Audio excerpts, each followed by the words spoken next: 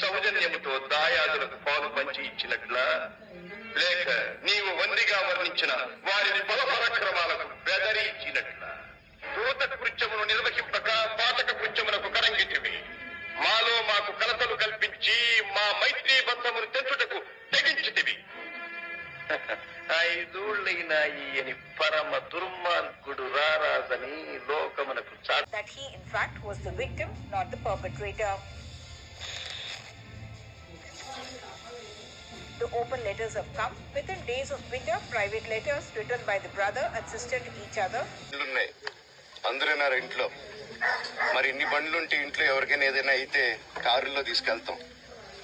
ఆ రోజు 108 అంబులెన్స్ వచ్చింది మా ఇంటికి. ఈ విషయం ఎవరికైనా తెలుసా? నా భార్య పేరు లాగుతున్నారు, 7 నెలల కూతురు పేరు లాగుతున్నారు. మనం మన పిల్లలకి ఇచ్చే ఆస్తులే వాళ్ళని శత్రువులను చేస్తాయి.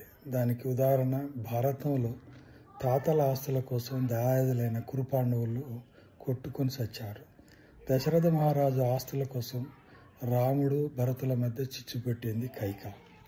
అంబానీ ఆస్తుల కోసం అన్నదమ్ములు తన్నుకోవడం చూసినాము. రాజశేఖర రెడ్డి ఆస్తుల కోసం అన్నా చెల్లెలు కొట్టుకోవడం చూస్తున్నాం. ఇప్పుడు మోహన్ బాబు ఆస్తుల కోసం మోహన్ బాబు కొడుకులు మోహన్ బాబు కొట్టుకోవడం చూస్తున్నాం. ఇదంతా చూస్తుంటే మీకేమనిపిస్తుంది? మనం ఇచ్చే ఆస్తులే మన పిల్లలను శత్రువులను చేస్తున్నాయి.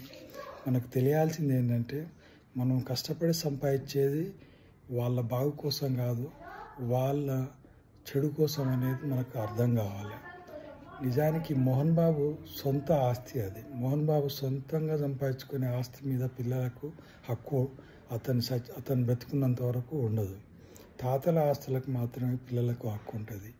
ఈ సత్యం కూడా తెలియకుండా అంత చదువుకున్న పిల్లలై ఉండి కూడా వాళ్ళు కొట్టుకుంటున్నారు. చాలా దారుణం ఇది. సో ఫ్రెండ్స్, మనం ఆస్తులు సంపాదించే ముందు ఆలోచించాలి. నిజంగా మనం ఇచ్చే ఆస్తులు పిల్లలకు ఉపయోగంగా ఉంటున్నాయా లేక వాళ్ళని శత్రువులను చేస్తున్నాయా అనేది ఆలోచించుకోండి ప్లీజ్. Thank you.